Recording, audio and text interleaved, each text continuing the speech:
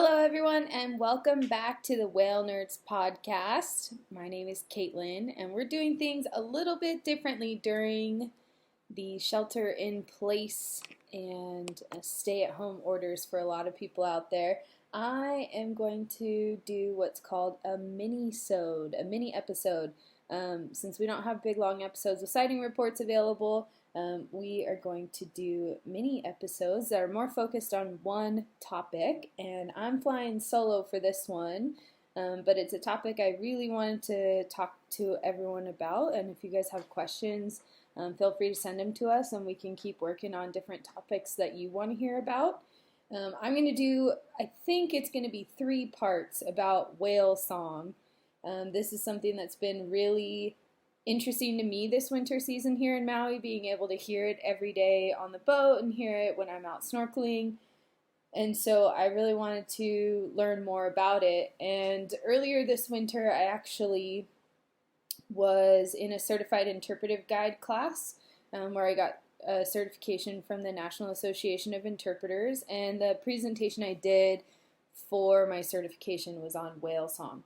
So this is kind of an adapted version of that, and I want to talk first, in this first part, about how my thought really is that whale song saved the whales, essentially. And so I'll talk more about how I'll make that point, and then there's some other things that I'd like to explore about whale song throughout future minisodes. They're going to be more compact and more just like a presentation on one topic. So if you have questions or you want to hear about something, let us know. But otherwise, I'm going to dive right into it about how a song saved a species.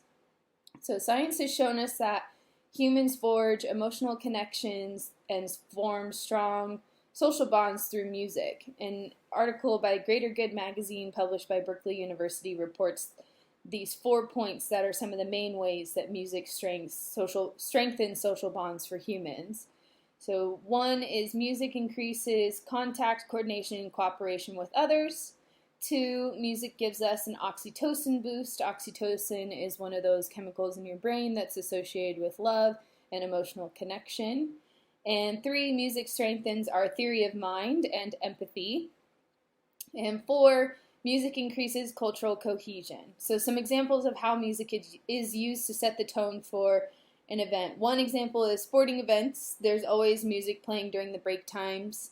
Another is like protests. Like Bob Dylan's music was played during marches and protests of the Vietnam War, during the Civil Rights Movement. And while most of the time we use songs composed by human artists, there are some moments in history that we use songs from other species. And I'm sure you've guessed, since this is a whale podcast, that the songs from other species I'm talking about is whale song. So let's think about where this all started. So through the first half of the 1900s, many countries participated in commercial whaling. And as whale stocks were dwindling, public opinions about whaling were starting to change. In 1966, a scientist named Roger Payne and others recorded humpback whale song off the coast of Bermuda. And in 1970, the recording was actually made available to the public on a vinyl record. It was called Songs of the Humpback Whale. When Roger was interviewed about making the recording, he said, quote, "These sounds are, with no exception that I can think of, the most evocative, most beautiful sounds made by any animal on earth," unquote.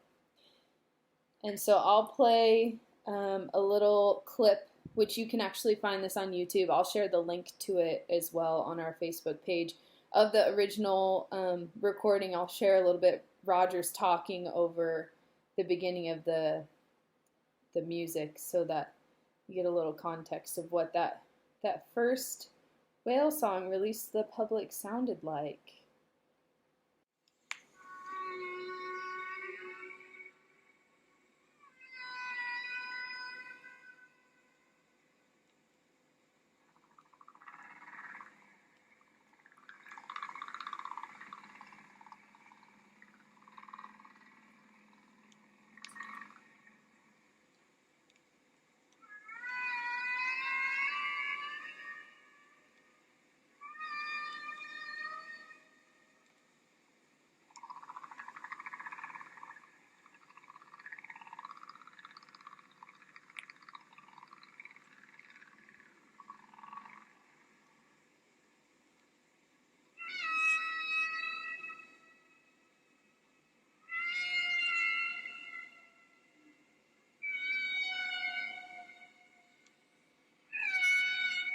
Well, the one with Roger talking is not available on YouTube like I could find during my presentation, but that's okay. Basically, he's just talking about these are humpback whales off the coast of Bermuda in the springtime, making their migration northward from the breeding grounds. So these are North Atlantic humpback whales that were originally recorded.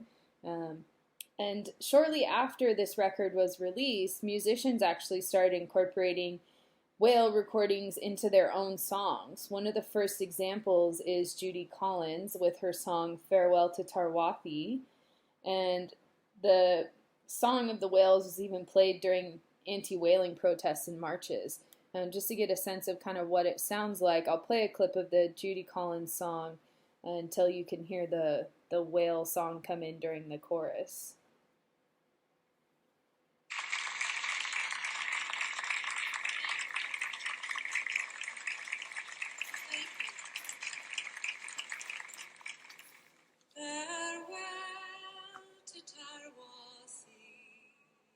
Adieu, Marmony, and the dear land of Crimmon, I bid thee farewell.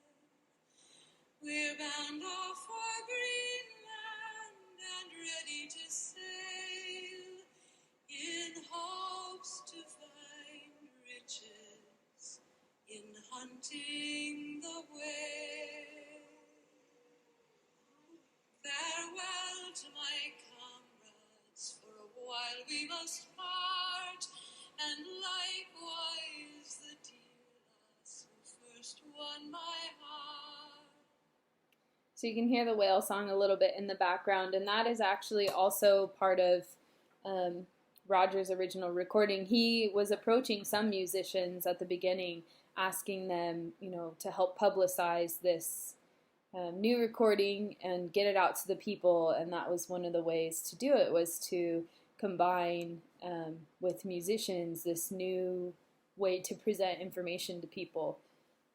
Of course, this was pre-internet, so this is 1970, and Judy Collins is one of the artists that took it on. There were a few others shortly after her, and really the whales had sang their way into our hearts. Just 1 year later from the album release in 1970, the U.S. stopped whaling in 1971. And in 1972, the Marine Mammal Protection Act passed and was signed into law. We had changed from looking at whales as a resource to exploit to a commodity that was worth the utmost protection in the United States. And to quote Roger Payne, he said, "Do you make cat food out of composer poets? I think that's a crime."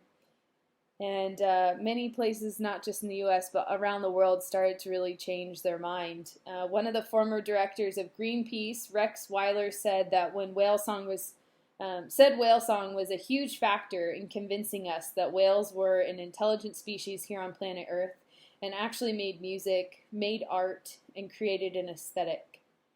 So I have a question for us all. If we hadn't made whale song available to the public back then, would we have the success stories we have now for the whales? The fascination with whale song has continued over time. In 1977, when NASA was preparing to send Voyager 1 and 2 into space, they made the Golden Disc. And the Golden Disc is a recording, on the Golden Disc is a recording called The Murmurs of the Earth. And it has 55 human languages, sounds of waves crashing on the shoreline, and humpback whale song. If extraterrestrial life found Voyager 1 or 2, they needed to know that we had singing whales on our planet. Voyager 1 and 2 are still traveling around the universe and have actually left our solar system. So whale song can not only be found in the depths of the sea, but also the far reaches of space. In 1979, National Geographic included a copy of the 1970 vinyl record with their magazine. Songs of the Humpback Whale is the best-selling environmental album in history, selling over 100,000 copies and eventually going multi-platinum. Now, we still don't know why they sing, but I'm sure glad they did. And humpback whales did make the most famous of songs, and they still are the most well-known species for song, but they are not the only ones who sing. So in other parts of these minisode topics on whale song, I want to talk about current research about why we think they sing. Spoiler alert, we don't really know, but we have some pretty good theories that people are working on. And then I want to talk about some other misticete species that do sing. And I'll post all the resources I tracked down to research this topic on our Facebook page. That's kind of our best go-to place for information sharing. It's one of the easier platforms to share a whole bunch of different modes of resources. So if you guys have questions, you can send it to us on our Instagram or on Facebook. And if you have other suggestions for topics, that would be awesome. Otherwise, stay safe and healthy out there, and I'll put up another part of this minisode soon. Thanks!